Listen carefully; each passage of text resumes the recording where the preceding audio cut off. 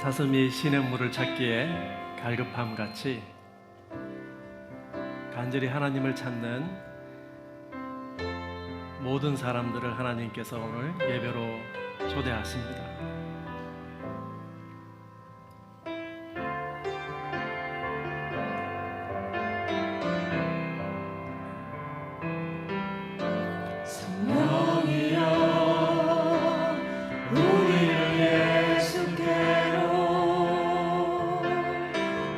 예수여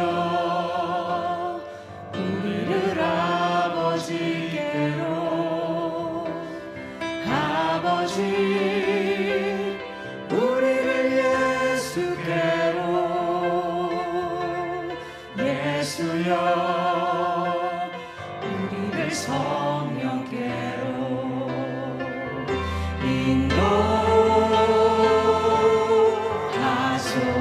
인도하소서. 친밀한 사랑으로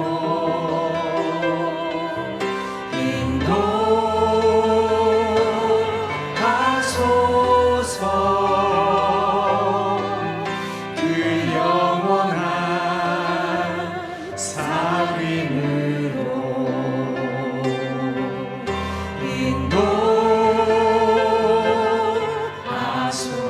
인도하소서. 친밀한 사랑으로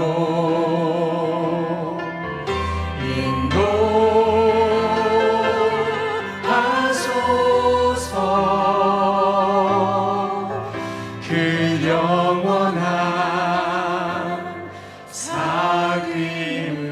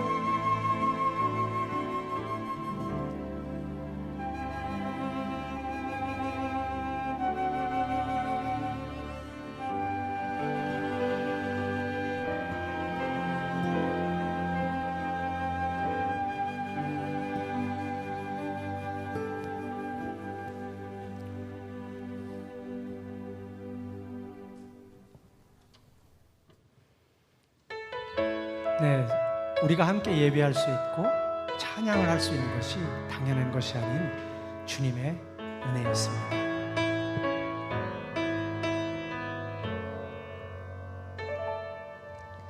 내가 누려왔던 모든 것들이,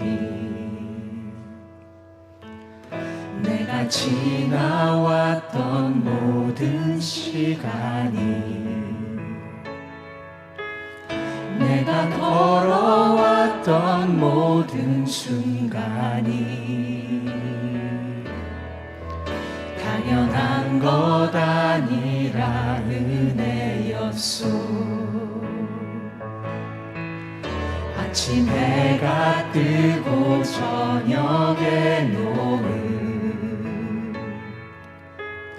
봄의 꽃향기와 가을의 열매, 변하는 계절의 모든 순간이 당연한 것 아니라 은혜였소. 모든 것이 은혜, 은혜, 은혜. 하나님 은혜. 내 삶에 당연한 건 하나도 없었던 것을, 모든 것이 은혜, 은혜였소. 내가 이 땅에 태어나 사는 것, 내가 이 땅에 태어나 사는 것, 어린아이 시절과 지금까지 숨을 쉬며 살며 꿈을 꾸는 삶, 당연한 것 아니라 은혜였소. 내가 하나님의 자녀로 살며 오늘 찬양하고 오늘 찬양하고 예배하는 삶, 복음을 전할 수 있는 축복이 당연한 것 아니라 당연한 것 아니라 은혜였소. 모든 것이 은혜, 은혜, 은혜. 하나님 은혜. 내 삶에 당연한 건 하나도 없었던 것을, 모든 것이 은혜, 은혜였소. 모든 것이 은혜,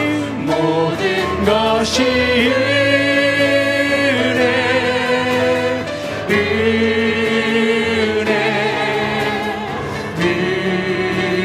은혜. 하나님 은혜. 내 삶에 당연한 건 하나도 없었던 것을, 모든 것이 은혜, 은혜였소. 모든 것이 은혜, 은혜,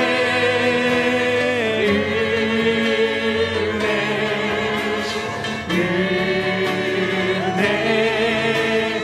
하나님 은혜. 내 삶에 당연한 것 하나도 없었던 것을, 모든 것이 은혜, 은혜였소. 모든 것이 은혜였소. 모든 것이 은혜, 은혜였소.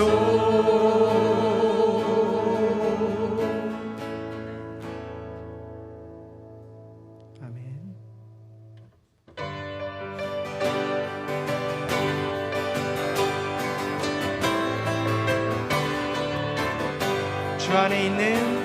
주 안에 있는 나에게 딴 그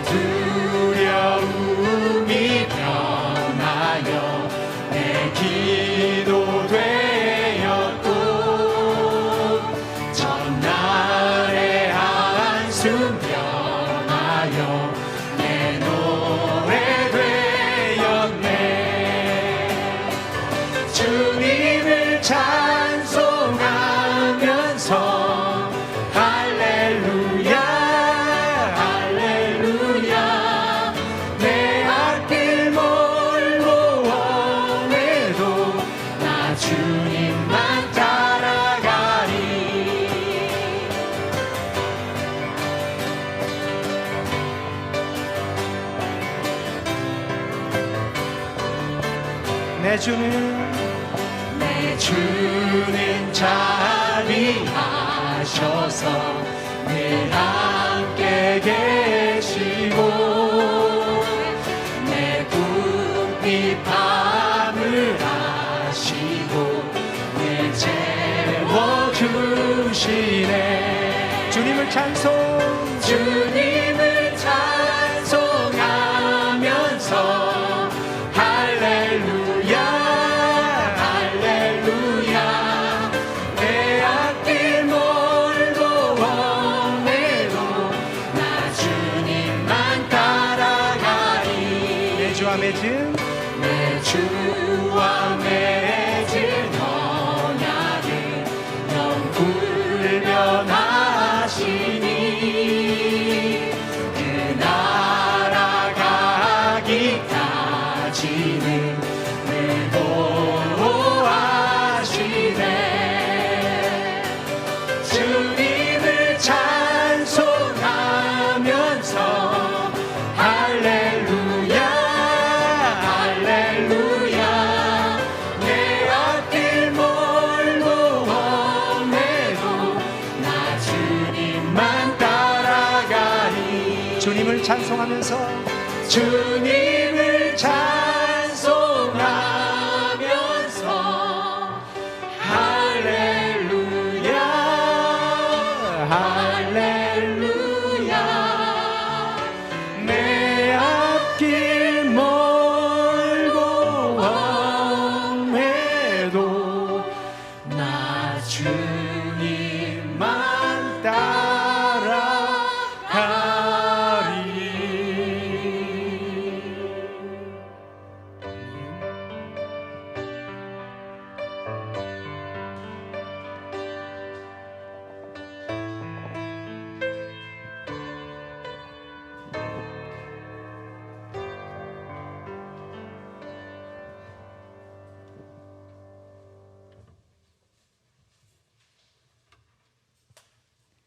기도하겠습니다. 저희를 창조하시고 구원의 주님이 되신 하나님을 찬양하며 이 시간 나들목 양평교회라는 이름으로 함께 모여 예배하게 하심을 감사드립니다. 하나님 아버지, 이 예배 가운데 저희 자신을 돌아봅니다.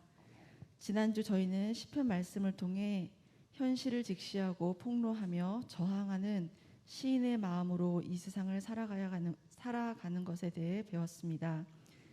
이에 대해 저희가 율법을 즐거워하여 주야로 묵상하는 자로 살아가고 있는지, 또 우리의 가정이 일터가 교회가 되어 하나님 나라의 복음에 깊이 뿌리 내린 삶을 살기 위해 어떠한 모습으로 삶을 꾸려가고 있는지 이 시간 되돌아봅니다. 하나님 나라 백성으로서 우리의 삶을 되돌아볼 때 너무나도 부족하고 연약한 저희의 모습을 발견하고는 절망스러울 때가 더 많습니다. 이런 저희들도 겸손하게 주님께 엎드릴 때 다시 이끄시는 성령님의 도우심에 감사하며 또 서로 보듬어주는 공동체로서의 교회를 허락하여 주심에 감사드립니다. 오늘의 예배를 통해 또다시 하나님 나라 백성으로 한 걸음 성장할 수 있기를 간구하며 기도합니다. 하나님, 끝이 보이지 않는 바이러스와의 싸움으로 인해 전 세계 사람들이 관계와 일상들을 모두 파괴되었습니다. 이로 인해 실질적으로 다양한 방식으로 삶이 무너진 이들도 또 보게 됩니다. 또한 이상기후로 인해서 곳곳에 홍수와 가뭄과 화재로 지금까지 겪어보지 못한 피해들을 겪고 있습니다. 이 또한 하나님이 허락하신 자연을 인간의 욕망으로 인해 제대로 경영하지 못한 당연한 결과임을 깨닫습니다. 주님, 그럼에도 불구하고 저희를 불쌍히 여기사 이 고통에서 하루빨리 벗어날 수 있도록 긍휼을 베풀어 주시기를 간절히 구합니다. 하나님, 육신의 고통으로 고통받고 있는 나들목 양평교회 가족들을 위해 특별히 기도합니다.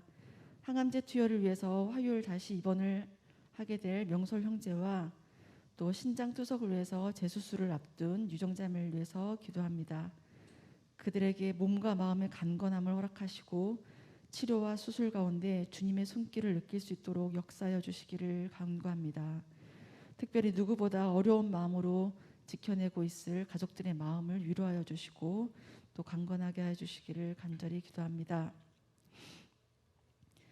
하나님, 세계 곳곳에서 하나님 나라 복음을 전하고 그 삶을 살기 위해 애쓰고 있는 선교사님과 핍박 가운데 복음을 지키고 전하고자 고통 가운데서도 참고 견디는 모든 그리스도인 가족들의 필요와 그 마음의 소원을 들어주시고 속히 주님의 뜻이 그 땅에 이루어지기를 간절히 소원합니다.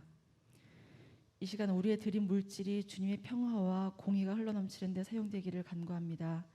주님께서 허락하시는 우리의 모든 것들이 본래 주님의 것이었고 지금도 주님의 것이며 결코 우리의 욕망으로 우리가 움켜쥐어야 할 것이 아님을 고백하는 시간이 되기를 결단하고 간구하며 예수님의 이름으로 기도드립니다.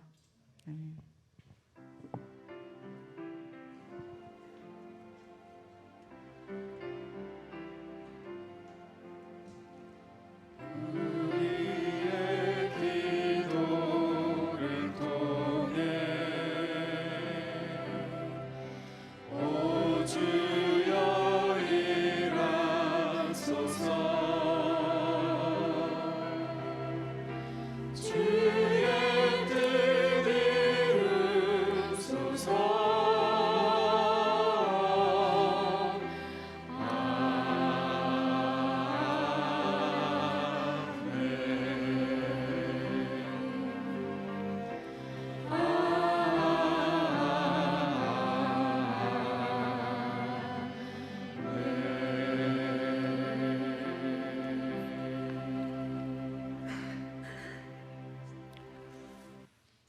여러분 반갑습니다. 네, 제 목소리가 잘 들리시나요? 네, 제게는 조금 작게 들려요 지금. 그래서 조금만 조절해 주시면 좋겠습니다. 여러분 한 주 동안 시인으로 사셨습니까? 네. 바로 한 달 동안 우리가 같이 시인이 된다. 시편을 노래하면서 이 시편의 시들이 나의 노래가 된다라고 하는 생각으로 같이 말씀을 나눴으면 좋겠습니다. 오늘 둘째 시간인데요. 오늘 설교 제목이 여호와여 어느 때까지니까입니다. 유명한 문구죠. 지난밤 주일 예배가 있는 날 여러분 어떻게 보내십니까? 예배를 준비하는 사람들의 토요일 밤은 정말 처절하거든요. 설교하는 어느 때까지니까 기다리는 분을 위해 제가 아주 급하게 교환을 작성하다가 몇 군데 지금 오자가 있습니다. 마지막 페이지요. 4페이지 4번, 큰 4번에 그리스도와 함께 애통하는 공동체. 이 정도면 대형 사고예요. 헤드라인에 지금 사고가 난 거잖아요. 그리스도와 함께 애통하는 공동체고요. 그리고 삶으로 있는 말씀 4번에 보면 애통하는 사람들이 될 수 있을까입니다. 그렇게 고쳐주시면 좋겠습니다. 오늘 좀 본문이 길죠, 여러분. 시편 42편과 43편을 제가 같이 가지고 나왔는데 많은 히브리어 사본에 의하면 이 두 시는 하나의 시예요. 우리말 성경에는 나눠놨지만 이 두 시는 원래 하나의 시이기 때문에 제가 같이 가지고 나왔습니다. 여러분 읽어보시면 왜 이것이 하나의 시일 수밖에 없는가 아마 이해 가실 겁니다. 우선 본문 말씀 저와 여러분이 같이 한번 교독해 보도록 하겠습니다. 시편 42편. 하나님이여 사슴이 시냇물을 찾기에 갈급함같이 내 영혼이 주를 찾기에 갈급하나이다. 내 영혼이 하나님 곧 살아계시는 하나님을 갈망하나니 내가 어느 때에 나아가서 하나님의 얼굴을 배울까? 사람들이 종일 내게 하는 말이 내 하나님이 어디 있느냐 하오니 내 눈물이 주야로 내 음식이 되었도다. 내가 전에 성의를 지키는 무리와 동행하여 기쁨과 감사의 소리를 내며 그들을 하나님의 집으로 인도하였더니 이제 이 일을 기억하고 내 마음이 상하는도다. 내 영혼아 내가 어찌하여 낙심하며 어찌하여 내 속에서 불안해하는가? 너는 하나님께 소망을 두라. 그가 나타나 도우심으로 말미암아 내가 여전히 찬송하리로다. 내 하나님이여 내 영혼이 내 속에서 낙심이 되므로 내가 요단 땅과 헤르몬과 미살산에서 주를 기억하나이다. 주의 폭포 소리에 깊은 바다가 서로 부르며 주의 모든 파도와 물결이 나를 휩쓸었나이다. 낮에는 여호와께서 그의 인자하심을 베푸시고 밤에는 그의 찬송이 내게 있어 생명의 하나님께 기도하리로다. 내 반석이신 하나님께 말하기를 어찌하여 나를 잊으셨나이까? 내가 어찌하여 원수의 압제로 말미암아 슬프게 다니나이까 하리로다. 내 뼈를 찌르는 칼같이 내 대적이 나를 비방하여 늘 내게 말하기를 내 하나님이 어디 있느냐 하도다. 내 영혼아 내가 어찌하여 낙심하며 어찌하여 내 속에서 불안해하는가? 너는 하나님께 소망을 두라. 나는 그가 나타나 도우심으로 말미암아 내 하나님을 여전히 찬송하리로다. 하나님이여 나를 판단하시되 경건하지 아니한 나라에 대하여 내 송사를 변호하시며 간사하고 불의한 자에게서 나를 건지소서. 주는 나의 힘이 되신 하나님이시거늘 어찌하여 나를 버리셨나이까? 내가 어찌하여 원수의 억압으로 말미암아 슬프게 다니나이까?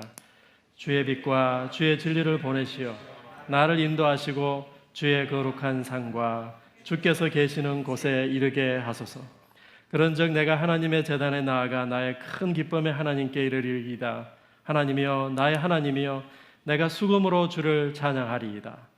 내 영혼아 내가 어찌하여 낙심하며 어찌하여 내 속에서 불안해하는가?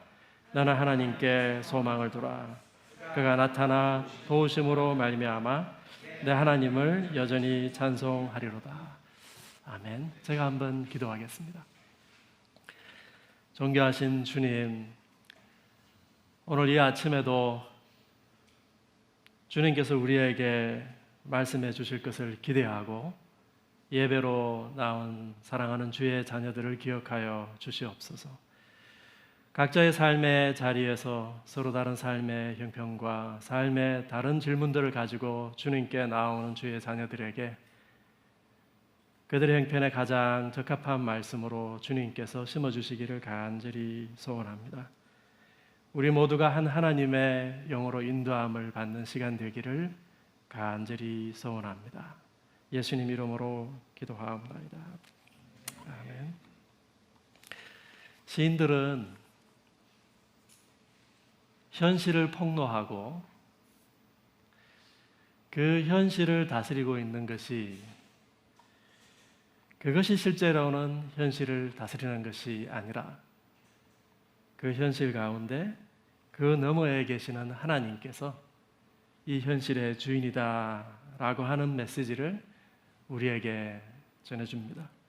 그것이 시편이죠. 오늘 예배 시간에도 지난주와 마찬가지로 어쩌면 저와 여러분은 돈 걱정하고 직장에서 다시 갈등하고 가족들과 티격태격 하다가 오늘 예배에 오신 분들이 많을 것입니다. 다시 예배가 시작되고 시인들이 노래할 때 다시 우리가 보지 못했던 현실을 재해석하고 정확하게 현실을 직시할 수 있는 말씀으로부터 오는 관점을 다시 얻게 되는 것이죠. 우리가 살아가는 이 일상은요, 그 위에 하나님의 신비와 하나님의 임재가 함께 진행되고 있다라고 하는 놀라운 현실을 시인들이 우리에게 알려주는 것이죠. 그럼에도 불구하고 시인들에게도 이해하기 힘든 일상들이 있습니다. 시인들에게도 받아들일 수 없는 삶의 모습들이 있는 것이죠. 여러분 그렇지 않습니까? 나는 사랑하는 사람을 잃었습니다. 니콜라스 월터스토프라고 하는 사람이 쓴 아주 짧은 애가예요. 애가. 이 책의 부제는요, 제가 거기 적어뒀습니다. 상실과 고통을 겪은 어느 크리스찬의 정직한 고백. 이분은 미국의 미시간주에 있는 칼빈 대학에서 철학을 가르치는 아주 유명한 철학자예요. 칼빈 대학 조그마한 기독교 대학인데 이분이 얼마나 유명한 분이냐. 전미 철학협회 학회장을 하셨다 그러면 좀 감이 오십니까? 유명한 철학자이고 동시에 정의와 화해 개념에 대해서 굉장히 중요한 기독교적 관점에서의 연구를 제공한 분입니다. 근데 이 책을 왜 쓰게 되었는가? 그분이 누구를 잃었나? 큰아들을 잃었습니다. 그때 그 큰아들 에릭의 나이가 25이었어요. 독일에서 혼자 유학을 하다가 등산을 하는 중에 실족사를 했습니다. 동생이 형에게로 여름 방학 동안 가고 싶다고 해서 그 동생을 공항에 데려다 주고 돌아오는 길에 에릭이 죽었다라고 하는 전화를 받았습니다. 이 책은 에릭을 잃은 상실감과 고통과 슬픔에 대해서 이야기하고 있습니다. 여러분, 슬픔이 무엇입니까? 우리가 뭔가 가치가 있는 것을 잃을 때 우리가 슬픔을 느끼잖아요. 가치 없는 것을 잃었는데 무슨 우리에게 슬픔이 찾아오고 상실감이 있겠습니까? 무언가 가치 있는 것을 잃었기 때문에, 에릭을 잃었기 때문에 이 슬픔은 사라지지 않는 거예요. 이 슬픔을 언젠간 사라지겠지, 이 사람은 이렇게 부인하지 않습니다. 그냥 그 슬픔을 다 인정하고 그 슬픔을 껴안고 슬픔과 함께 상실감과 함께 살아가는 자신의 일상에 대해서 에릭을 기억하며 이 책을 쓰고 있습니다. 이 책의 중요한 또 다른 한 측면은 뭐냐 하면은 에릭의 죽음을 허락한 이해할 수 없는 하나님에 관한 것입니다. 월터 스토프는 도저히 하나님을 부정할 수 없습니다. 이 사람은 하나님을 인정하는 신실한 기독교인입니다. 그렇기 때문에 에릭의 죽음 앞에 침묵하신 하나님, 이해하기 굉장히 힘든 것이죠. Lament for a son, 이것이 이 책의 원제입니다. 아들을 위한 애가, 아들을 위한 탄원, Lament. 우리가 정직하게 들여다보면요, 우리 삶의 많은 부분은 상실과 고통으로 가득 차 있습니다. 우리가 눈 감아서 그렇지 많은 사람들의 삶의 진실은 상실과 고통과 상처와 억울함입니다. 시편의 시들 가운데 가장 많은 시가 속해 있는 이 장르가 바로 탄원시예요. 시편을 쭉 읽어보면요, 제가 지난주에 1장 읽었습니다. 그리고 2장은 어찌 왕들이 세상의 열왕들이 하나님과 하나님께서 기름 부음 받은 자를 대적하여 일어나는고 그래봐야 소용없다. 너희는 시냇가에 깊이 뿌리 내린 나무가 되라. 이것이 1장, 2장 시편 전체의 인트로덕션이라고 할 수 있죠. 그런데 3장부터 보면요, 3장부터 보면 탄원시가 시작이 돼요. 다윗의 시라고 하는 표제를 단 탄원시가 등장하죠. 여호와여 어느 때까지니까 라고 하는 오늘 설교의 제목은 시편에서 여러 번 등장하는 구절이죠. 탄원시를 대변하는 문구입니다. How long? 여호와여 언제까지입니까? 라고 하는 것이죠. 탄원시가 다루는 삶의 현실들은 굉장히 다양합니다. 개인의 질병과 죽음, 다른 사람들과의 관계 속에서 느끼는 위협, 악인들의 위협, 사회적인 불의 속에서 시인들이 당하는 억압, 그 속에서의 경제적인 탈취 때문에 그가 느끼는 억울함, 자연재해에 대해서도 이야기하고 있고 가뭄과 기근, 궁핍함에 대해서도 이야기하고 있습니다. 그리고 무엇보다 이스라엘 민족의 멸망, 성전의 파괴, 바벨론과 다른 민족으로부터의 압제, 그 속에서 시인들이 당하는 삶의 다양한 정서들을 토로하고 있는 것이 탄원시예요. 고통. 고통은 굉장히 다양한 정서들을 파생시키죠. 소외, 억울함, 절망, 상실감, 수치와 분노, 그리고 두려움. 여러분, 인간이 가지고 있는 가장 근본적인 문제가 무엇입니까? 성경은요, 그 가장 근본적인 문제를 크게 한쪽에서는 죄의 문제로 다루고요, 한쪽에서는 고통의 문제로 다룹니다. 그런데 기독교 전통 속에서는 사실은 우리가 이 고통의 문제를 굉장히 눈을 감았어요. 사람들이 당하는 고통의 문제는 조금 뒤로 제껴두고 왜 그랬을까요? 별로 고통스럽지 않은 사람들이 신학을 전개했기 때문에 혹시 그럴까요? 고통스럽지 않은 사람들이 메시지를 전했기 때문에 또 다른 한쪽은 죄의 문제, 또 다른 한쪽은 죄의 문제, 고통의 문제인데 이 시편의 시인들은요, 인간들이 당하는 고통스러운 현실을 여과 없이 드러내줍니다. 그리고 그 고통 뒤에 있는 삶의 진실들, 그 너머에 있는 새로운 세상들을 꿈꾸고 있는 것이죠. 탄원시가 너무 많기 때문에 제가 어느 시를 고를지 사실은 어제 오후까지 결정을 못했어요. 뭘 이야기해야 될지는 제가 가지고 있었는데 사실은 어느 시를 골라도 마찬가지입니다. 이것이 개인의 시, 다윗이 압살롬에 쫓겨서 도망가면서 지은 시 시편 3편이잖아요. 그가 어떠한 상황 가운데 누가 지었든지 간에 이것이 개인의 노래처럼 들리지만 또 다른 상황 가운데 유사한 상황 가운데 있는 개인과 공동체는 얼마든지 그 시를 자기의 노래로 부를 수 있는 거예요. 그것이 이 시가 가지고 있는 아주 독특한 기능입니다. 시편의 많은 시들이 다윗의 시 이렇게 표제를 달고 있잖아요. 그 다윗의라고 하는 말 자체도 여러 가지 번역이 가능한 문구예요.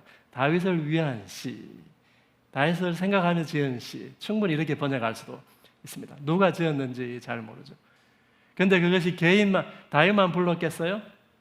굉장히 다양한 사람들이 그 시를 통해서 자기의 마음을 하나님께 토로했겠죠. 이스라엘 공동체 전체가, 오늘날 교회도 그 시를 하나님 앞에 가지고 나와서 각자의 마음을 하나님 앞에 투영해서 읽는 것이죠. 여러분 시편 42편, 43편 한번 보십시오. 굉장히 긴 시죠. 제가 짧게 한번 이 시를 쭉 한번 여러분과 개관해 보려고 합니다. 시인은 지금 하나님을 갈망하고 있습니다. 사슴이 시인의 물을 찾듯이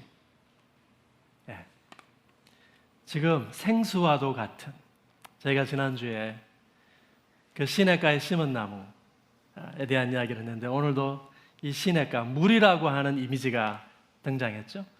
여러분, 물이라고 하는 이 이미지는 성경 속에서 굉장히 중요한 이미지예요. 예수님도 물에 대한 내 배에서 생수가 솟아나리라 말씀하셨잖아요. 시인은 사슴이 시냇물을 찾듯이 지금 하나님을 간절히 찾고 있습니다. 2절에 보면요, 어느 때에 내가 하나님을 배울고 하나님이 언제 나에게 나타나 주실까, 이겁니다. 여러분, 이 시인의 간절한 하나님에 대한 갈망은요, 이것은 아무런 맥락 없는 갈망이 아니에요. 3절에 보면요, 이 시인을 비방하는 사람들이 있습니다. 조롱하는 사람들이 있는 거예요. 사람들이 종일 네 하나님이 어디 있느냐 이렇게 이야기하죠. 그래서 내 눈물이 주야로 내 음식이 되었도다. 시인에게 필요한 것은 뭐예요? 시내예요. 생수. 근데 실제로 시인에게 주어진 것은 뭐예요? 눈물이에요. 4절에 보면요, 과거에 자기가 한때 하나님과 깊은 교제 가운데에서 하나님의 면전에서 살았던 때를 기억합니다. 내가 전에 성의를 지키는 무리와 동행하여 공동체 속에서 함께 있으면서 기쁨과 감사의 소리를 내며 그들을 하나님의 집으로 인도하였더니, 우리식으로 말하면 나도 한때 풍산교 좀 인도하고 가정교회 목자 좀 했다 이거잖아요. 나도 한때 그랬는데 이제 그 일을 기억하고 오히려 내 마음이 이상하는도다. 내가 그렇게 했는데 하나님이 나타나시지 않는다라고 하는 것이죠. 내 주변에는 나를 조롱하는 사람들밖에 없는 것이죠. 5절에서 시인은 애써 자기를 달래려고 합니다. 내 영혼아, 네가 어찌하여 낙심하며 어찌하여 내 속에서 불안해하는가. 너는 하나님께 소망을 두라. 그가 나타나 도우심으로 말미암아 내가 여전히 찬송하리로다. 그런데 시가 이렇게 끝나지 않습니다. 이렇게 자신을 달랜다고 다 정리가 안 된 것 같아요. 6절에 보면요, 내 하나님이여, 내 영혼이 내 속에서 낙심이 되므로 내가 요단 땅과 헬몬과 미살산에서 주를 기억하나이다. 이 요단 땅과 헬몬과 미살산이 어딘가 잘 몰라요. 왜 시인이 지금 이 세 곳을 언급하는지 우리가 잘 몰라요. 더군다나 미살산은 이게 어디에 붙어 있는 산인지도 우리가 잘 몰라요. 근데 아마 시인은 과거에 하나님을 경험했던 어떤 특정한 장소들 있죠. 내가 신설동에서도 하나님 경험하고 양평에서도 내가 하나님 좀 만났다라고 하는 거죠. 근데 7절에 보세요. 주의 폭포 소리에 깊은 바다가 서로 부르며 주의 모든 파도와 물결이 나를 휩쓸었나이다. 시인이 기대하는 것은 뭐예요? 시냇물. 그걸 기대하고 있는데 그건가 싶어서 달려가면 뭐예요? 거대한 폭포, 바다가 자기에게 밀려와가지고 그것이 파도와 물결을 형성해가지고 자기를 그냥 휩쓸어 버리는 거예요. 자기 삶 주변에 있는 혼란스러운 현실을 아마 시인은 이렇게 우리에게 기록해주고 있는 것 같습니다. 시인은 다짐합니다. 낮에는 여호와께서 그의 인자하심을 베푸시고 밤에는 그의 찬송이 내게 있어 내가 생명의 하나님께 기도하리로다. 다짐하죠. 그러나 시인이 다시 돌아온 현실은 뭐예요? 9절 내 반석에 계신 하나님께 말하기를 어찌하여 나를 잊으셨나이까? 내가 어찌하여 원수의 압제로 말미암아 슬프게 다니나이까 하리로다. 하나님이 자기를 잊으신 것 같아요. 원수의 압제에 대해서 하나님이 아무것도 하시지 못하는 것 같아요. 내 뼈를 찌르는 칼같이 내 대적이 나를 비방하여 늘 내게 말하기를. 시인은 다시 이 질문으로 돌아왔죠. 네 하나님이 어디 있느냐? 시인은 애써 다시 자기를 달랩니다. 내 영혼아, 네가 어찌하여 낙심하며 어찌하여 내 속에서 불안해하는가? 넌 하나님께 소망을 두라. 하나님이 나타나실 것이다. 그가 나타나 도우심으로 말미암아 나는 하나님을 찬송하리로다. 여러분, 성경이 시편에서 찬송한다. 오늘도 우리가 주님을 찬송하며 할렐루야 할렐루야 우리가 찬양했잖아요. 이 할렐루야, 하나님을 찬양하라고 하는 히브리 말인데요. 여러분, 찬양한다는 말의 원래 뜻은 자랑하는 거예요. 내가 하나님 자랑한다는 겁니다. 하나님 내게 하신 일을. 근데 어떤 컨텍스트 안에서 우리가 하나님을 찬양하냐에 따라서, 자랑하냐에 따라서 그것은 굉장히 다양한 함의들을 만들어내는 것이죠. 시인의 찬양은요, 한가한 찬양이 아니에요. 지금 원수들이 자기에게 와서 조롱하고 심각한 절망 가운데 있으면서 나는 하나님을 찬양하겠다라고 하는 것은 뭘 말하는 건가요? 나는 현실에 대해서, 나를 둘러싸고 있는 이 모든 현실에 대해서 저항하겠다라고 하는 겁니다. 저항하기 전에 이 현실을 있는 그대로 드러내고 폭로하겠다라고 하는 것이죠. 그리고 내가 하나님을 붙들겠다. 내가 그 하나님을 자랑하겠다. 내가 그 하나님께 헌신하겠다라고 하는 것이 내가 하나님 찬송하겠다라고 하는 이 말 속에 들어가 있는 거죠. 42장 전체는요, 시인의 자기 성찰에 해당합니다. 성찰. 자기를 돌아보고 자기의 지난 수요일부터 오늘까지, 이 레토릭을 이해하시는 분들이 계실지 모르겠습니다. 지난 수요일부터 오늘까지 우리에게 일어난 이야기들을 하나님 앞에 가지고 나가서 성찰하는 거죠. 그 속에서 마치 하나님이 안 계신 것 같았던 때는 언제였는지 우리가 돌아보는 것이죠. 그 속에서 나는 어떻게 반응했는지, 내 속에 왜 이렇게 두려움과 절망과 불안함이 내 가운데 있는지, 그때 나는 뭘 붙들려고 했는지. 시인은 지금 42편에서 자기 성찰을 하고 있습니다. 그리고는 43편에서 그 성찰이 이제는 기도로 바뀌어요. 성찰하다가 이제 기도로 바뀌어요. 한번 읽어볼까요? 하나님이여 나를 판단하시되 경건하지 아니한 나라 민족에 대하여 내 송사를 변호하시며, 지금 어떤 한 민족이, 그들은 경건하지 않는 하나님 없는 민족이에요. 근데 자신을 향하여 재판을 걸고 있습니다. 하나님, 나를 변호해 주십시오. 간사하고 불의한 자에게서 나를 건져 주시옵소서. 시인이 지금 이 가운데 처해 있습니다. 여러분, 시인만 지금 이러한 상황 가운데 있을까요? 시인 주변에 지금 일하는 사람들이 꽉 널려 있는데 시인만 이 일을 당하고 있을까요? 2절 보세요. 주는 나의 힘이 되신 하나님이시거늘 어찌하여 나를 버리셨나이까? 내가 어찌하여 원수의 억압으로 말미암아 슬프게 다니나이까? 시인은 하나님 앞에 나가서 기도합니다. 주의 빛과 주의 진리를 보내시어 나를 인도하시고 주의 거룩한 산과 주께서 계시는 곳에 이르게 하소서. 내가 하나님 찬양하겠습니다. 하나님께 고백하죠. 5절 내 영혼아 네가 어찌하여 낙심하며 어찌하여 내 속에서 불안해하는가? 나는 하나님께 소망을 두라. 그가 나타나 도우심으로 말미암아 내 하나님을 여전히 찬송하리로다. 여러분, 시인이 마주하고 있는 삶의 현실은 무엇입니까? 우리가 분별해야 될 삶의 진실들이 많습니다. 시인은 먼저 우리를 둘러싸고 있는 우리를 위협하는 것들에 대해서 분별하고 있습니다. 원수들의 위협, 불의한 세상, 그리고 공동체로부터, 신앙 공동체로부터 분리되어 있는 자신의 모습.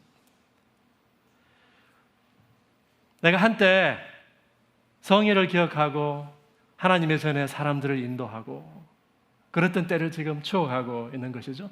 이제 그 공동체와 분리되어 가지고 디아스포라로 흩어져 살면서 혹은 쫓겨와 가지고 붙잡혀 와 가지고 내 주변에 있는 나를 둘러싼 삶의 현실이 무엇인가라고 하는 것에 대해서 아주 뼈저리게 지금 분별하고 있는 것입니다. 여러분, 우리가 우리 삶을 둘러싸고 있는 이 한국 사회의 삶의 현실을 분별하는 거 있잖아요. 많은 사람들이 사실 내가 그 속에 살고 있는 그 삶의 모습을 분별하지도 못하고 그 속에 있죠. 왜 그럴까요? 많은 경우에 내가 생각이 게을러서 생각하기도 싫은 사람들 많죠. 삶의 철학이 없어서 그것을 마주보고 평가할 만한, 그 세상을 평가할 만한 내 삶의 철학이 없어서, 혹은 지금 이 세상이 주고 있는 많은 대체물들 있죠. 유사복들에 그냥 내가 만족하기 때문에 그 삶의 현실에 대해서 직시하지 않죠. 그러나 그 속은요, 악인들이 득세하고 그 속에서 시인을 비롯한 많은 사람들이 억압을 당하고 조롱당하는 것이 우리가 살아가고 있는 삶의 현실이다라고 하는 것을 시인은 우리에게 폭로하고 있습니다. 그 삶의 현실과 우리가 씨름할 것인가 말 것인가, 시인은 우리에게 질문하고 있는 것이죠. 시인이 먼저 마주한 삶의 현실은 자기를 둘러싸고 있는 외부적인 삶의 현실들입니다. 그런데 거기에서 더 나아가서 시인은요, 그 가운데에서 자기 내면 속에 일어나고 있는 일들에 대해서 그걸 직시하고 있죠. 성찰하고 있습니다. 자기 가운데 있는 영적인 침체와 갈급함, 그리고 자기 속에 있는 이 억울함과 분노, 원수들이 비방하고 위협하죠. 그런데 어떻게 이걸 지금 풀 수 있는 방법이 없어요. 그래서 눈물만 흐르는 거죠. 억울하고 분합니다. 그 속에서 위협을 당할 때 느끼는 불안함과 낙심, 이것이 지금 시인이 가지고 있는 삶의 현실입니다. 그런데 시인이 당하고 있는 이 모든 삶의 현실 가운데 시인을 가장 힘들게 하는 삶의 현실이 하나 있습니다. 그것이 뭘까요? 그것이 바로 하나님의 침묵입니다. 하나님의 침묵. 주님이 나타나 주기를 간절히 찾고 있습니다. 원수들도 조롱하죠. 네 하나님이 어디 있느냐? 실은 시인이 하나님에게 하고 싶은 말 아닐까요? 네 하나님이 어디 있느냐? 어찌하여 나를 잊으셨나이까? 시인은 두 번이나 10절 43장 2절에서 우리에게 이야기하고 있습니다. 원수들이 공격하고 비방할 때 내 영혼이 침체와 불안감과 절망에 빠져 있을 때 하나님은 어디에 계셨나? 이 시편 42편, 43편은 한 개인의 노래 같지만 아까 제가 말씀드렸듯이요, 공동체가 불렀을 가능성이 굉장히 큽니다. 이걸 우리가 어떻게 알 수 있느냐? 제가 그 시편 42편 앞에 표절을 적어놨습니다. 고라의 마스길, 고라 자손의 마스길. 이 마스길이라고 하는 말은요, 음악 기호라고 우리가 생각합니다. 가령 안단티노, 우리가 지금 다 같이 노래 같이 찬양할 텐데 예배 중에 이 노래는 이 정도 빠르기로 이러한 느낌으로 우리가 부르자. 음악 기호란 말이에요. 이게 뭘 말하는 거예요? 공동체가 예배 가운데 모여서 이걸 같이 불렀다라고 하는 거예요. 더더군다나 뒤에 뭐라고 적혀 있습니까? 인도자를 따라 부르는 노래라고요. 그리고 후렴이 3번 등장하죠. 그 후렴은 아마 성가대가 뒤에서 불렀을 수도 있습니다. 시인은 하나님을 향해서 그분의 침묵에 대해서 원망하고 하나님이 나타나 주시기를 간절히 갈망하고 있습니다. 이 시 가운데에서는요, 원수들에 대한 증오, 하나님 나를 억압하는 이 원수들 심판해 주십시오, 이 원수들에 대한 증오가 직접적으로 표현되어 있지는 않아요. 그냥 그 원수들의 압제를 간접적으로 묘사만 하고 있습니다. 그런데 그 시인 가운데 원수들에 대한 원망이, 증오가 없을까요? 이 탄원시의, 많은 탄원시의 중요한 내용은요, 원수에 대한 증오예요. 삭힐 수 없는 증오. 지금 42편, 43편의 이 시인은요, 시인 이 증오를 지금, 증오가 없는 게 아니고 증오를 삼키고 있는 거예요. 지금 속으로 삼키고 있는 거예요. 시편 전체를 통해서 원수에 대한 증오가 많은 군데에 묻어납니다. 그 원수 자체에 대해뿐만 아니라 그 원수의 자녀 손손에게 이르기까지 저주를 막 퍼붓죠. 시편 137편, 제가 거기 한번 하나 예로 거기다가 적어놨습니다. 우리가 바벨론의 여러 강변 거기 앉아서 시온을 기억하며 울었도다. 바벨론의 포로로 붙잡혀 가가지고 예루살렘을 생각하며 이들이 울고 있는 거예요. 이스라엘 공동체가. 그때 제가 거기 적어놓지 않았습니다만 바벨론 사람들이 와서 뭐라고 해요? 너네가 예루살렘에서 너네 하나님 찬양하면서 부른 노래 있지? 그거 한 자락 해보라고 조롱하는 거예요. 시인은 그 바벨론 사람들을 향한 증오를 노래하거든요. 그 7절 보세요. 여호와여, 예루살렘이 멸망하던 날을 기억하시고 에돔 자손을 치소서. 그들이 뭐라고 말했죠? 바벨론이 예루살렘을 헐어버릴 때, 멸망시킬 때 그들의 말이 헐어버리라, 헐어버리라. 그 기초까지 헐어버리라. 에돔은 계속해서 이스라엘과 싸우고 있었던 관계에 있었죠. 멸망할 딸 바벨론아, 네가 우리에게 행한 대로 내게 갚는 자가 복이 있으리로다. 내 어린 것들을 바위에 메어 치는 자는 복이 있으리로다. 여기 마지막에 뭐라 그래요? 바벨론의 젖먹이 아이들 있죠. 그 젖먹이 아이들을 어떻게 하라고요? 바위에 다 그냥 메어 쳤으면 좋겠다고요. 그렇게 대신 해주는 사람, 그 사람 복이 있을 거라고. 원수들에 대한 증오를 시편 42편, 43편은 삼키고 있지만 137편과 같이 많은 시들이 그 증오를 직접적으로 하나님 앞에 드러내고 있습니다. 그리고 나아가서 하나님에게도 원망하죠. 하나님을 원망하고 어찌하여 우리를 버리십니까? 잊으셨습니까? 어찌하여 원수로 말미암아 우리를 슬프게 다니게 하십니까? 하나님의 개입을 노래하는 시들이 탄원시예요. 제가 거기에 시편 44편을 가지고 왔습니다. 42편, 43편 제가 읽었잖아요. 제가 거기 44편을 가지고 왔습니다. 44편의 전반부는요, 하나님이 과거 이스라엘에게 어떻게 하셨는지 그 행적을 쭉 적어놨습니다. 44편 8절에 그래서 우리가 종일 하나님 자랑했습니다. 우리는 하나님의 이름에 영원히 감사할 겁니다. 9절부터 보세요. 그러나 이제는 주께서 우리를 버려 욕을 당하게 하시고 우리 군대와 함께 나아가지 아니하시나이다. 주께서 우리를 대적들에게 돌아서게 하시니 우리를 미워하는 자가 자기를 위하여 탈취하였나이다. 주께서 우리를 잡아먹힐 양처럼 그들에게 넘겨주시고 여러 민족 중에 우리를 흩으셨나이다. 주께서 주의 백성을 헐값으로 파시며, 하나님이 이스라엘 파신 거예요. 그들을 판값으로 이익을 얻지 못하셨나이다. 하나님 우리 파셨죠? 우리 파시고 재미 좀 보셨습니까? 이 말이에요. 얼마나 재미 보셨나요? 이건 하나님을 조롱하는 거예요. 그렇지 않습니까? 하나님에게 대들고 있는 거예요. 자기가 당한 이 고통이 너무나 심하기 때문에 하나님 앞에 대드는 거죠. 주여 깨소서 어찌하여 주무시나이까? 주무십니까 주님? 이것은 이스라엘 백성이 이방 신들을 조롱할 때 사용하던 표현입니다. 하나님 주무십니까? 일어나시고 우리를 영원히 버리지 마소서. 하나님을 푸시하는 것이죠. 여러분, 시인이 하나님을 지금 거부합니까? 하나님의 존재를 거부하고 있습니까? 시인의 딜레마는 뭐예요? 신실하신 하나님의 침묵입니다. 신실하신 하나님의 침묵. 우리가 하나님을 거부해버리고 하나님을 믿지 않는 사람 같으면요, 하나님의 침묵이 우리에게 뼈아프지 않습니다. 그러나 그 하나님이 신실하다고 믿는 사람들에게는 그것이 너무나도 뼈아프게 다가오는 것이죠. 이해할 수 없는 것이죠. 시편 44편 20절에서 시인이 이렇게 이야기합니다. 우리가 우리 하나님의 이름을 잊어버렸거나 우리 손을 이방신에게 향하여 폈다면 하나님이 이를 알아내지 아니하셨으리까? 우리가 다른 신에게 갔다면 하나님이 그거 다 아시잖아요. 무릇 주는 마음의 비밀을 아시나이다.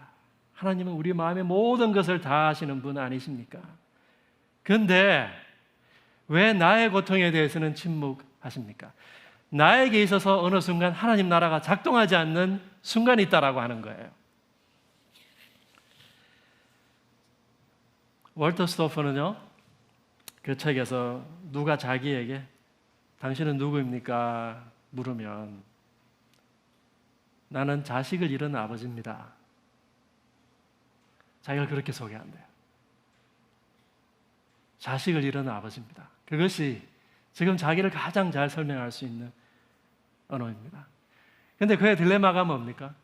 이 창조 세계를 바라볼 때, 이 경이로운 세상을 바라볼 때, 월터 스토퍼의 회고록의 제목입니다. 경이로운 세상에서.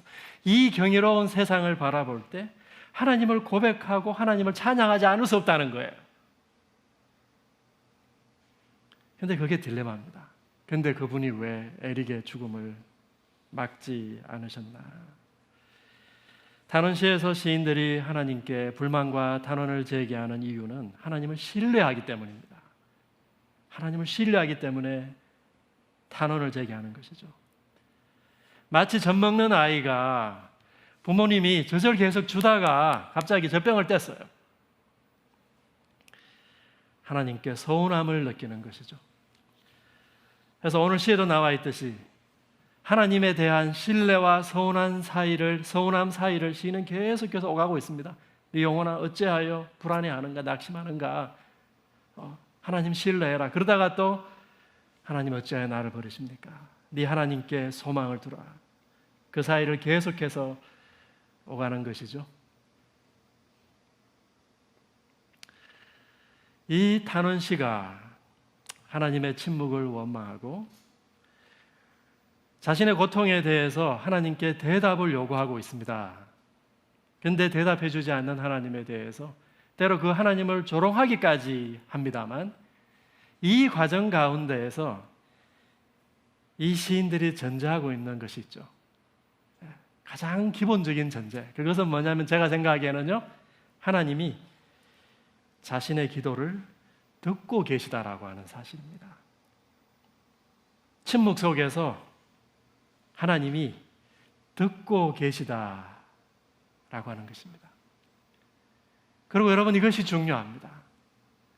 그분이 침묵 속에서 우리의 기도를 듣고 계시다라고 하는 사실이 무엇보다 중요합니다.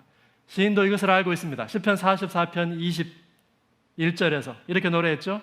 무릇 주는 내 마음의 비밀을 다 아십니다. 여러분, 어떤 사람이 내 마음을 다 알고 있다라고 하는 게 있잖아요. 굉장히 중요합니다.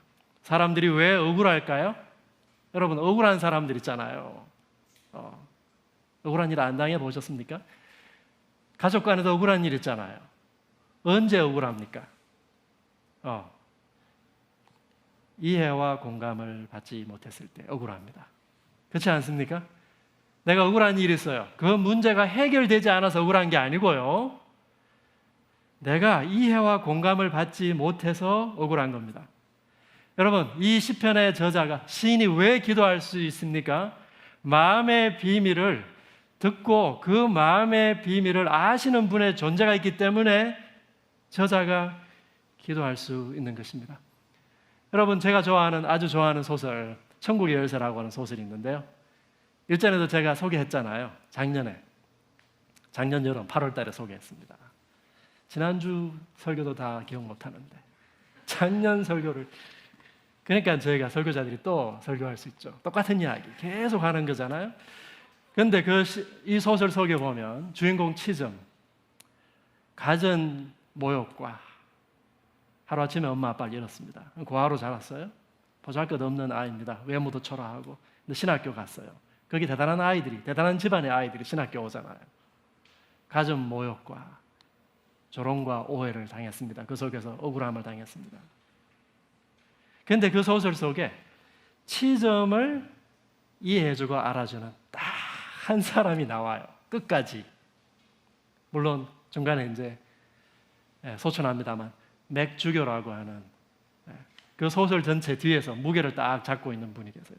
물론 그 뒤에 하나님을 대변하는 존재죠. 그 뒤에 그가 죽고 난 다음에 이제 치점이 하나님과 직접적으로 더 가까이서 대화하는 그런 상황들이 설정이 됩니다만, 그 치점을 알아주는 한 사람이 그 속에 있어요. 그게 그 소설의 그 긴장과 갈등을 해소해줘요. 그 맥이 없었으면 저는 아마 미쳐버렸을 거예요.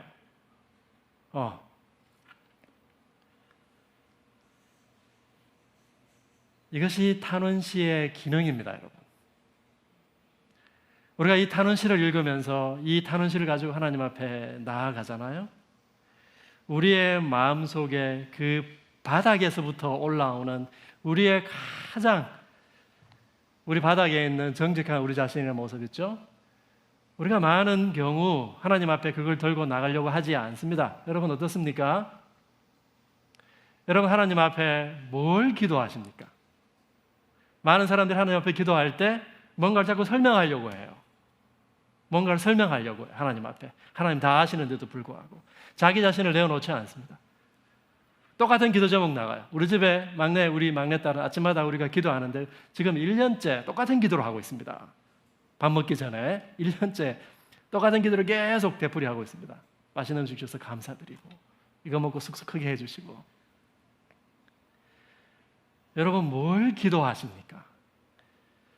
이 시인은요, 하나님 앞에 자기 삶 가운데 일어난 이야기를 가지고 나갔습니다. 그리고 그 이야기 속에 자기를 둘러싸고 있는 그 삶의 진실에 대해서 분별하고 있습니다.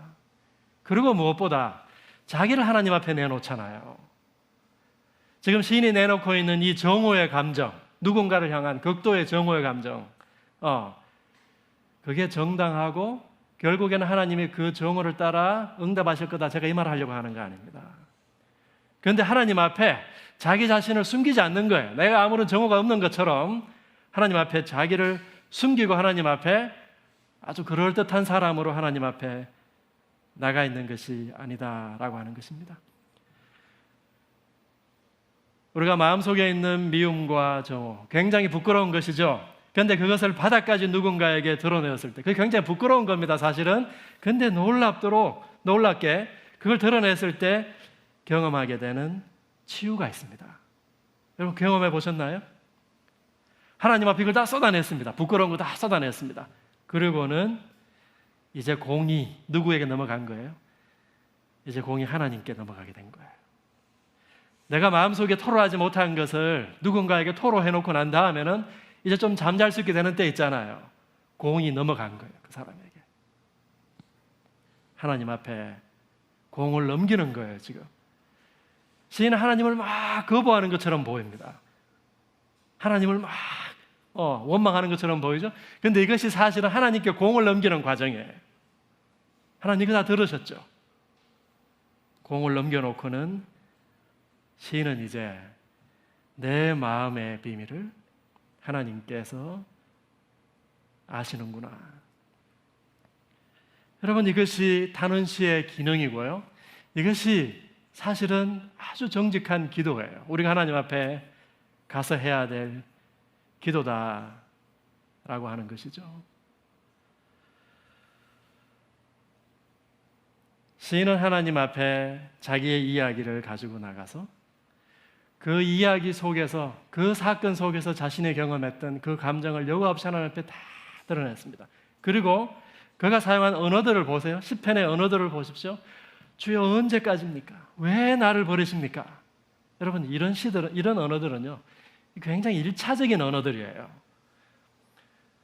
우리가 1차적인 언어와 2차적인 언어를 좀 구분한다면요, 뭔가를 묘사하고 하나님 어떻게 해가지고 누가 그렇게 했고요, 우리 교회 무슨 일이 있고요, 우리가 쭉 설명하고 하나님 앞에 묘사하려고 하는 거죠. 그게 필요할 수도 있습니다. 필요할 때도 있습니다. 하나님 다 아시는 거 우리가 묘사하고만 돌아올 때 있어요. 그런데 우리가 가까운 사람하고 이야기할 때 우리의 대화는 달라집니다. 가까운 사람과 대화할 때 우리는요, 우리의 감정을 실어서 그에게 원망하고 때로는 탄식하고 탄원하는 거죠. 우리가 유창한 언어를 사용해야 하나님 앞에 기도할 수 있는 것이 아닙니다, 여러분. 우리가 기도하러 갈 때 나는 기도 잘 못해요, 이런 분들 계시잖아요. 그게 기도가 아닙니다, 여러분. 유창한 언어를 사용하는 것이. 네. 여러분, 왜 하나님 앞에 이런 1차적인 언어로 기도하지 못할까요? 그것은 여러분이 하나님 앞에 아직 여러분이라고 하는 자아가 인격으로 하나님 앞에, 하나님이라고 하는 인격 앞에 서지 않았기 때문에 그렇습니다. 하나님이라고 하는 인격 앞에 여러분의 인격이 있는 그대로 서지 않았기 때문에 그렇습니다. 많은 사람들이요, 하나님 앞에 서면 인격이 사라져 버립니다. 하나님 우리를 인격으로 지으셨는데 하나님 앞에 서면 그분은 너무나 위대하시고 크신 분이기 때문에 그분이 다 알아서 하시겠지, 그분이 다 알아서 하시겠지, 나는 사라져 버려요. 혹시 여러분 그렇지 않습니까? 이 모든 것 다 하나님 알아서 하시겠지, 그리고 나는 이 현실을 분별하지도 않고요, 그 속에서 내가 가지고 있는 이 불안과 낙심을 하나님 앞에 가지고 나가지도 않고요, 나는 없는 거죠. 여러분, 이게 하나님이 원하시는 건가요? 시편에 우리에게 가르치는 기도는 그것이 아닙니다. 현대인들의 기도는요, 많은 경우에 자기만 있는 기도예요. 하나님이 없어요. 그렇지 않습니까? 자기가 원하는 거 막 하나님께 아뢰요. 하나님이라고 하는 인격이 없습니다. 그분이 뭘 원하는지 듣지를 않아요.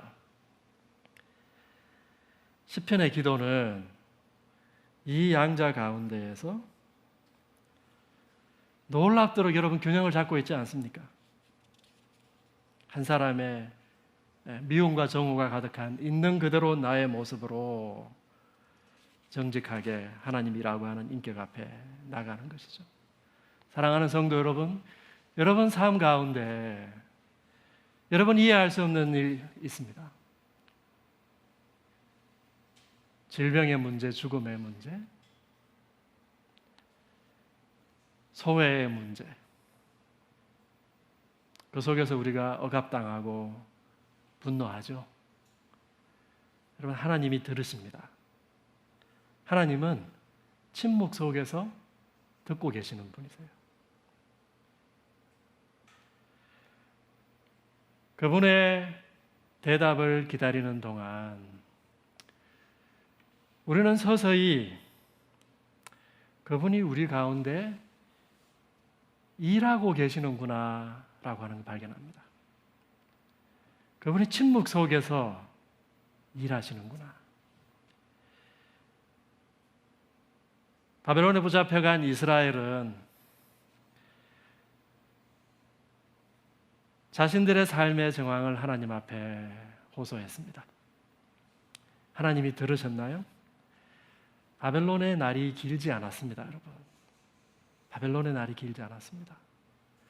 바벨론의 뒤에요, 고레스가 일어나가지고 바벨론을 쳤죠. 역사서는 그 고레스를 하나님의 종이라고 미리 이야기합니다. 내가 내 종, 이스라엘 민족이 아니고 내 종 고레스를 일으켜가지고 내가 일하겠다, 하나님이 약속하시죠. 그들을 포로 생활에서 돌아오게 하실 것입니다.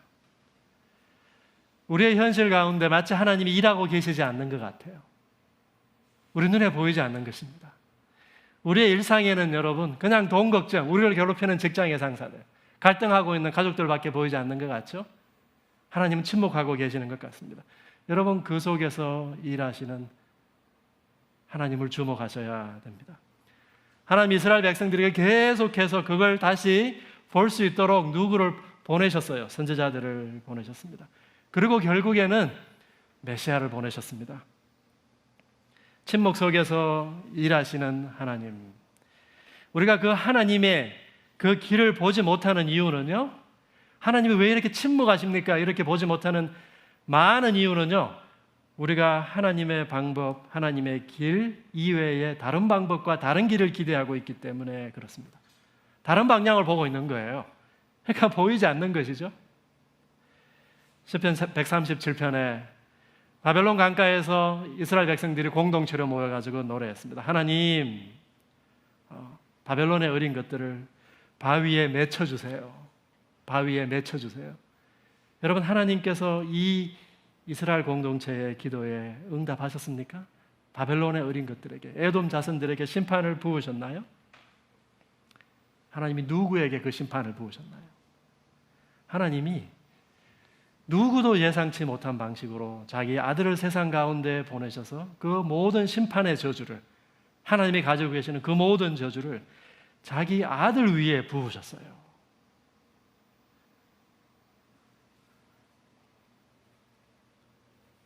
우리의 기도를 들으시는 하나님은 침묵 속에서 우리의 삶 가운데 일하고 계십니다. 많은 경우에 그 하나님의 일은요, 우리의 길과 달라서 우리가 다른 방향을 보고 있어서 그걸 다 이해하지 못하는 경우가 많습니다. 월터 스토프는 자신의 애가 속에서 자신이 서서히 어떻게 조금씩 변하고 있는지를 자기도 모르게 기록하고 있어요. 슬픔이 사라지는 것은 아닙니다. 에릭이라고 하는 존재, 그 존재는 이미 사라졌습니다. 이것이 월터 스토프에게 되돌릴 수 없는 슬픔을 가지고 오는 거예요.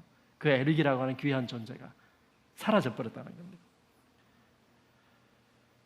다시 찾아오지 않을 것 같았던 안식이 찾아오는 순간이 있었습니다.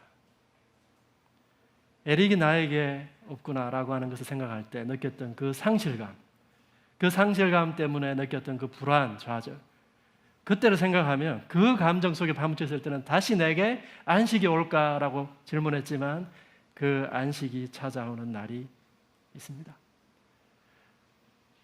무엇보다 그는 고통에 대해서 더 많이, 더 깊이 생각하게 됩니다. 그리고 고통당하는 많은 사람들과 이어지게 됩니다.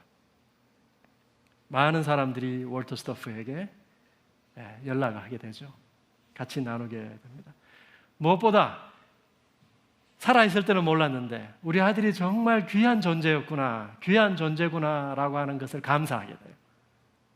참 놀랍지 않습니까, 여러분? 이놈이 정말 귀한 놈이구나. 나에게 이렇게 큰 구멍이 생기는구나.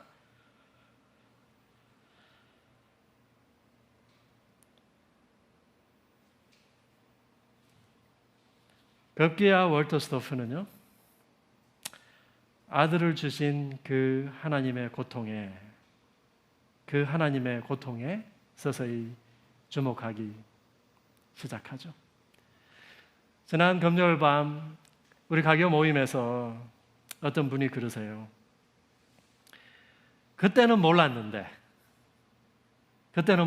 지나고 나니까 그게 하나님의 인도하심이 있었다라고 하는 거, 참 나이가 드니까 그걸 참 많이 깨닫게 된다.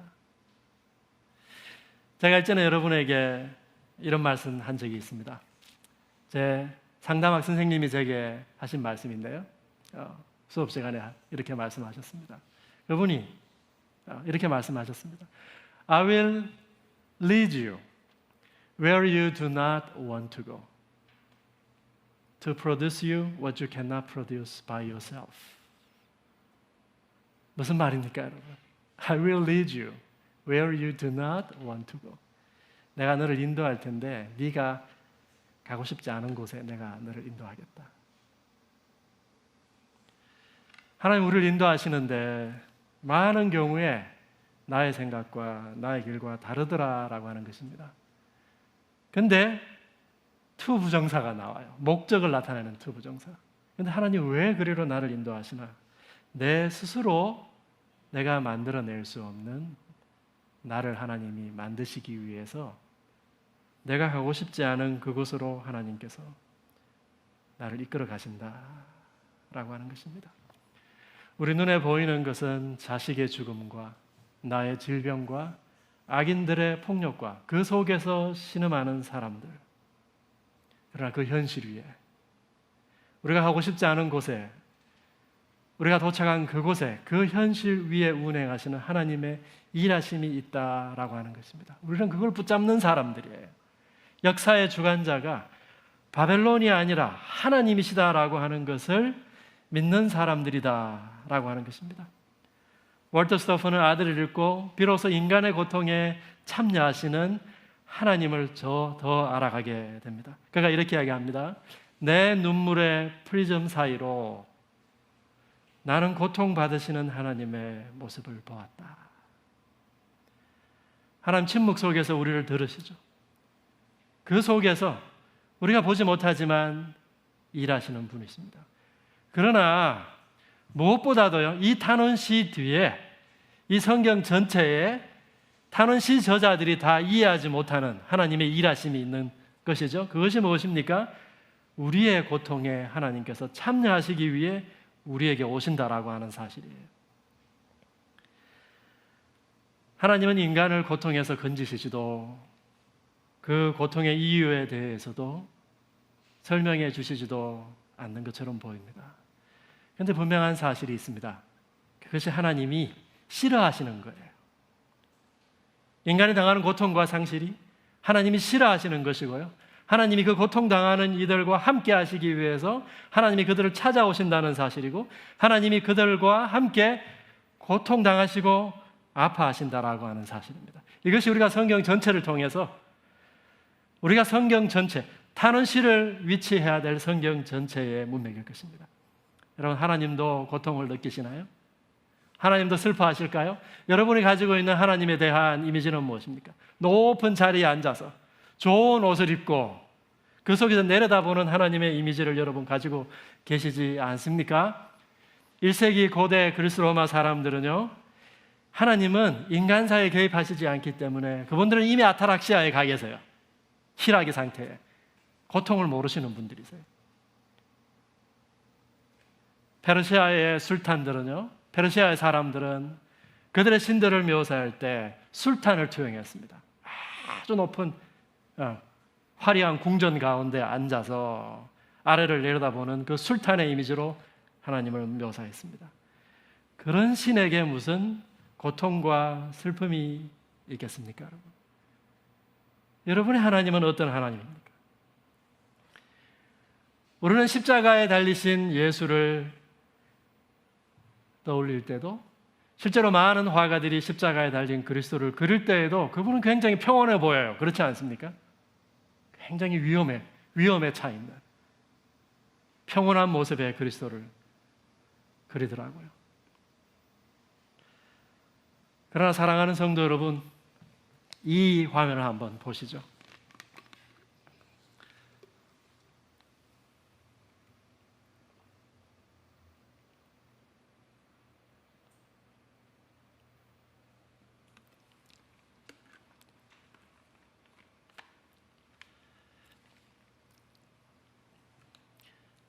이것이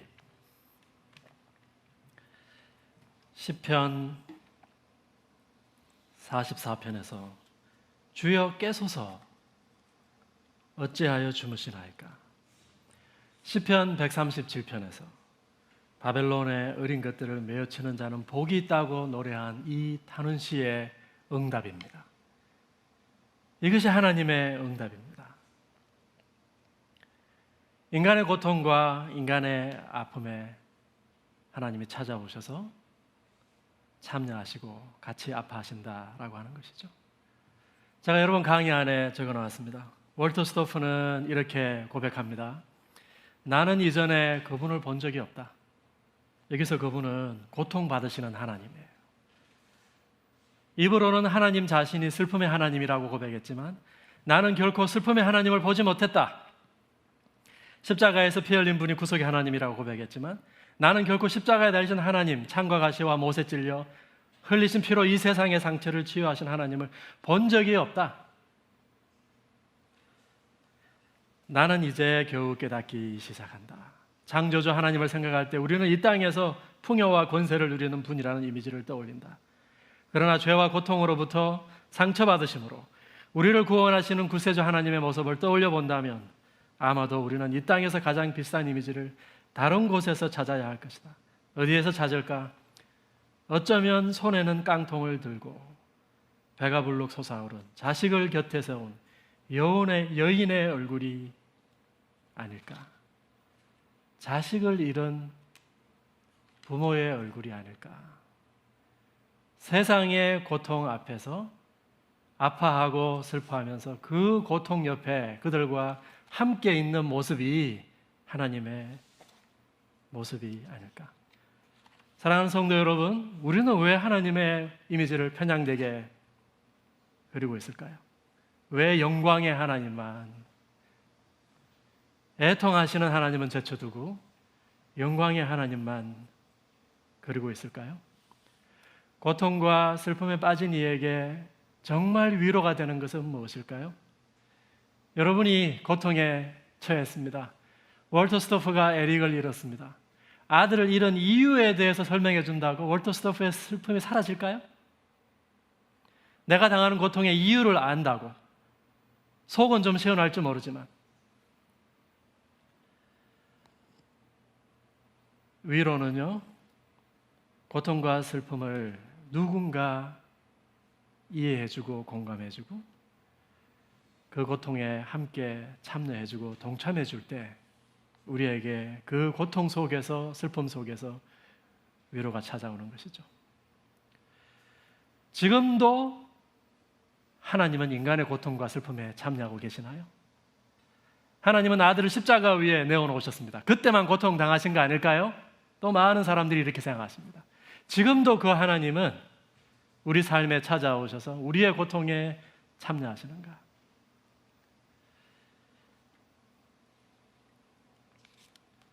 하나님은 우리를 사랑하시기 때문에 인간이 하나님의 형상으로 지으신, 하나님이 당신의 형상으로 지으신 그 인간들이 죄와 고통 가운데 있는 그 모습을 보시고 함께 애통하시고 함께 슬퍼하시는 것이죠. 이것은 지금도 하나님께서 저와 우리의 고통에 동참하신다는 말입니다. 우리 가운데 병든 자의 침상 곁에 그 하나님은 계실 것입니다. 우리 회중 가운데 가난한 자의 식탁에 하나님께서 같이 앉아 계신다라고 하는 것입니다. 우리 가운데 모욕당한 자의 그 수치스러운 그곳에 그들의 모습으로 하나님께서 그들과 함께 하고 계시다라고 하는 것입니다. 그들이 옳아서요?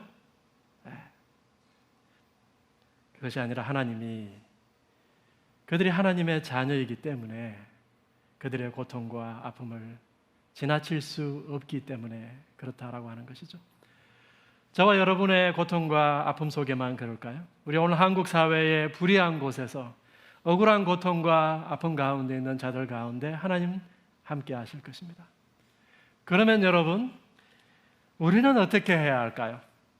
오늘 이 탄원시를 읽고 우리가 이 탄원시에 직접적으로 등장하지 아니하시는 그 하나님에 대해서 시인이 전제하고만 있을, 그리고 성경 전체를 통해서 하나님이 우리에게 보여주신 그 하나님의 모습에 대해서 함께 살펴봤습니다. 그 하나님은 침묵 속에서 들으시는 분이시고 그 하나님 침묵 속에서 일하시고 우리의 고통에 참여하시는 분이십니다. 그러면 이 탄원시를 읽고 오늘 신약의 저와 여러분들은 이 탄원시를 어떻게 살아가야 할까? 그리스도와 함께 애통하는 사람들, 그리스도와 함께 애통하는 사람들이 되는 것이 우리가 이 시편의 탄원시를 살아가는 방법이 아닐까요? 예수님께서 마태복음 5장 산상수훈에서 말씀하셨습니다. 애통하는 자는 복이 있나니, 애통하는 자는 복이 있나니 저희가 위로를 받을 것이며. 왜 애통해야 됩니까? 월터 스토프가 그렇게 이야기했습니다. 애통하는 자들이란 하나님의 새 날을 본 사람들, 그 날이 가까워오는 것을 온몸으로 기다리는 사람들, 그 날을 먼저 보고는 그 날이 우리 곁에 부재한 것을 보고 눈물을 흘리는 사람들이다. 그 하나님의 나라를 먼저 경험했는데 그 나라가 놀라운 나라예요. 그런데 그 나라가 지금 우리 삶 가운데는 부재해요. 우리의 애통의 근본적인 이유가 여기에 있다라고 하는 것입니다. 하나님 나라에는 장님이 없는 것을 알고 장님을 볼 때마다 아파하는 자들이 애통하는 자들이다. 하나님 나라에는 억울한 사람 아무도 없어요. 그런데 억울한 사람이 우리 가운데 있는 것, 그 하나님 나라의 부재를 볼 때마다 애통하는 사람들, 하나님 나라에는 누구도 억울하게 감옥 갇히는 사람이 없는 것을 우리가 알고, 그러나 우리 현실 가운데에는 그렇지 못한 것을 보고 그것을 애통하는 사람들, 그 애통하는 사람들이 복이 있다. 그렇기 때문에 그리스도인들은 그리스도와 함께 애통하는 사람들입니다. 지금도 우리 가운데 찾아오셔서 우리의 고통과 상처에 동참하시는 그 하나님의 고통에 동참하는 사람들입니다. 이를 위해서 사랑하는 성도 여러분, 우리가 어떻게 해야 될까요? 우리가 그 현장으로 보냄받은 사람들이라고 한다면 우리가 어떻게 해야 될까요? 우리를 둘러싼 이 고통과 현실을 정직하게 바라봐야 되겠죠. 우리 회중 가운데 있는 많은 사람들이 가지고 있는 고통과 상처들이 있습니다. 그것을 우리가 함께 대면해야 되겠죠. 그 고통 가운데 있는 사람들이 느끼는 소외와 억울함과 분노와 절망과 좌절에 대해서 우리가 볼 수 있어야 되겠죠. 보냄받은 우리라고 하나님의 비밀을 모두 이해하지 못할 것입니다. 그러나 우리가 그들의 고통에 참여할 수 있습니다.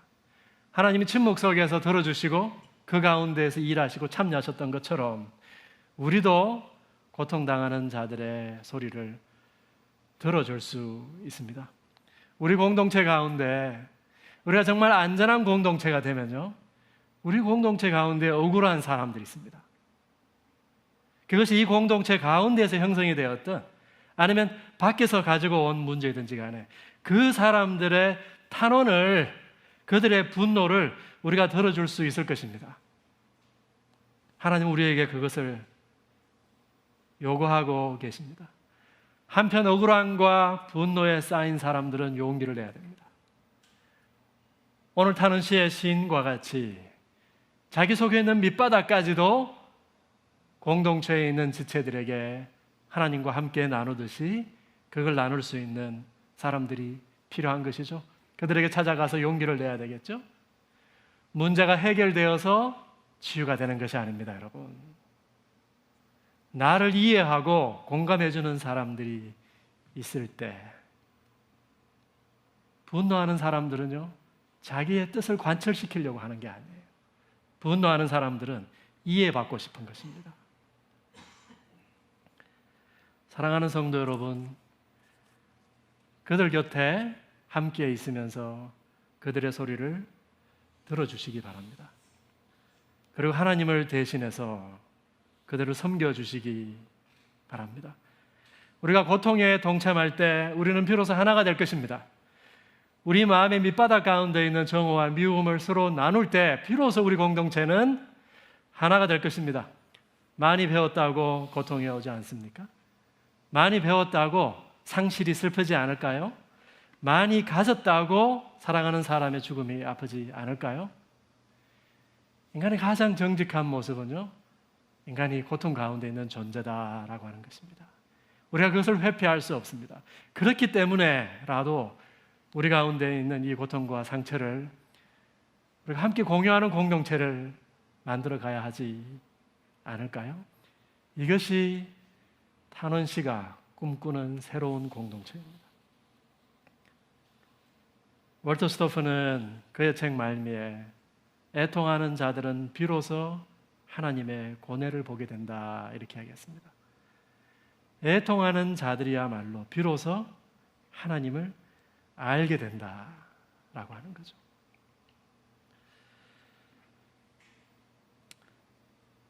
시편 42편과 43편은 그 후렴구가 보여주듯이 찬양으로 끝이 납니다.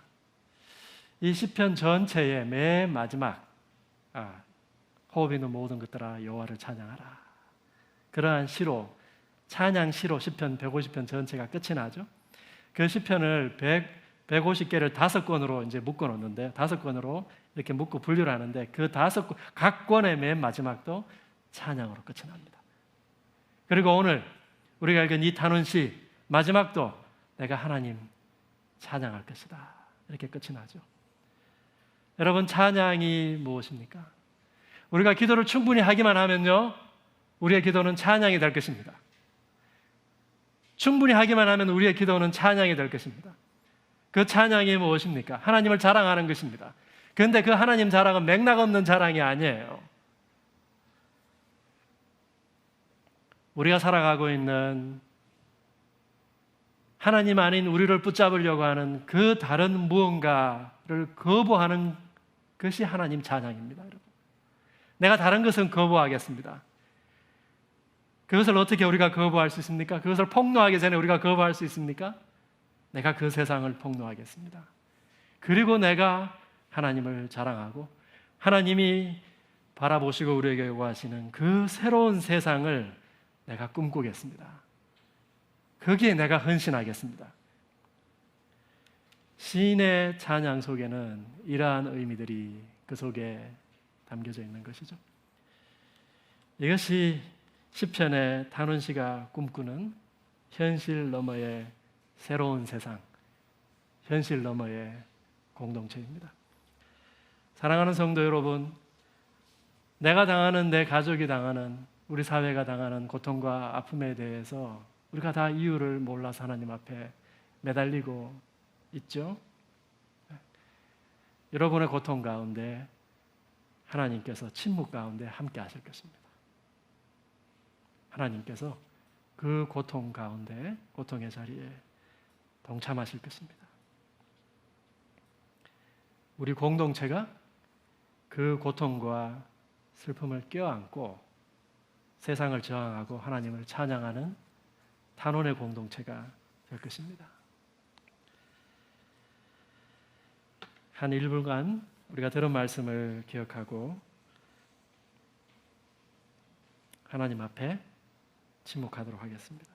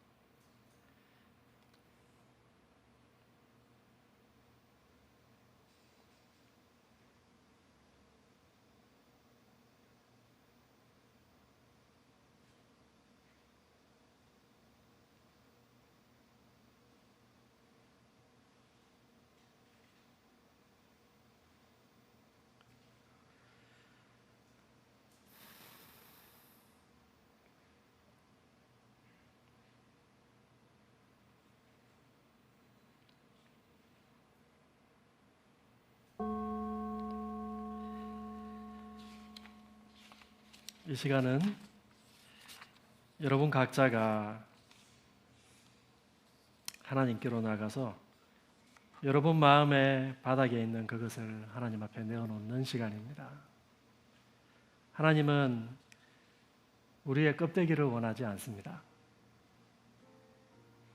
우리의 가장 가운데 부분을 이 시간 하나님 앞에 가지고 나가서 그 하나님 앞에 탄원하시기 바랍니다.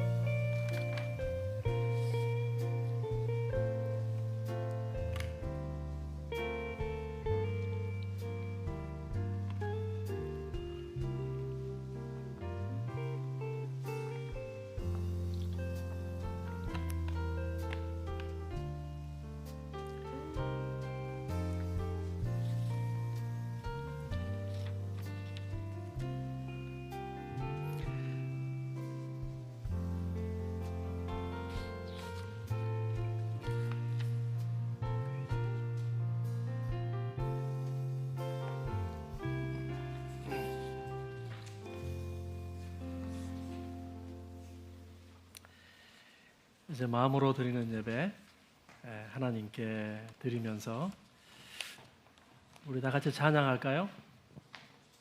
하나님은 우리의 아버지가 되시고 우리를 안전하게 품으시는 분이십니다. 그 하나님을 여러분 신뢰하시기 바랍니다.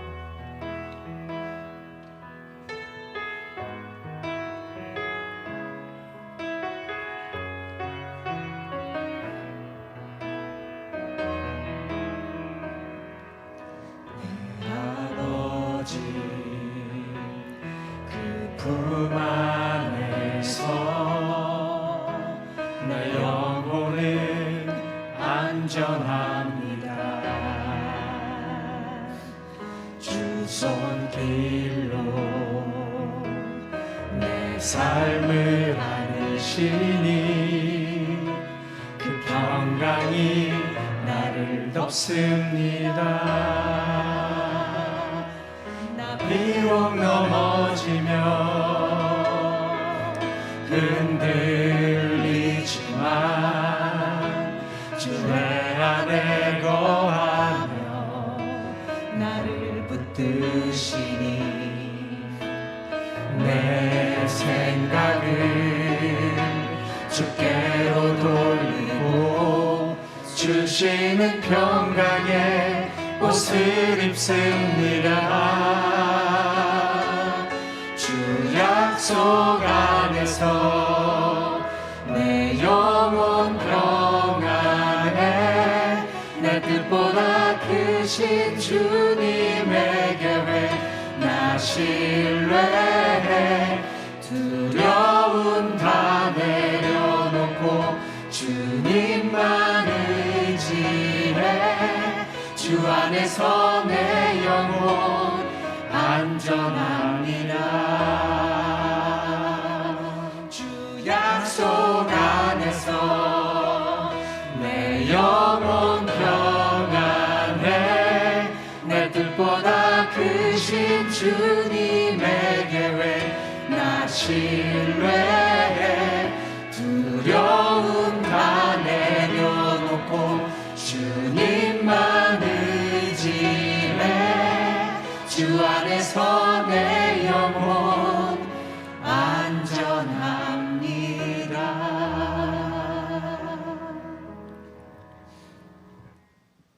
이젠 우리를 위해 십자가에 고통과 수치를 당하신 우리 주 예수 그리스도의 은혜와 죄인들을 위하여 독생자를 아끼지 아니하신 하나님 아버지의 놀라우신 사랑과 지금도 우리 연약함을 날마다 짊어지시고 우리의 고통과 상처에 동참하시는 성령 하나님의 그 역사하심이 우리도 시인이 되어서 현실을 폭로하고 저항하고 하나님을 자랑하고 새로운 삶을 껴안기를 다짐하며 이해할 수 없는 삶의 고통과 상처 가운데에서도 하나님을 기대하고 기다리는 우리 사랑하는 아들목 양평교회 교우들 머리머리 위에와 저들의 가정과 일터 위에 그리고 주께서 피 흘려 값주고 세우신 우리 양평교회 위에 이제로부터 영원토록 함께 계시기를 간절히 축원하옵나이다. 아멘.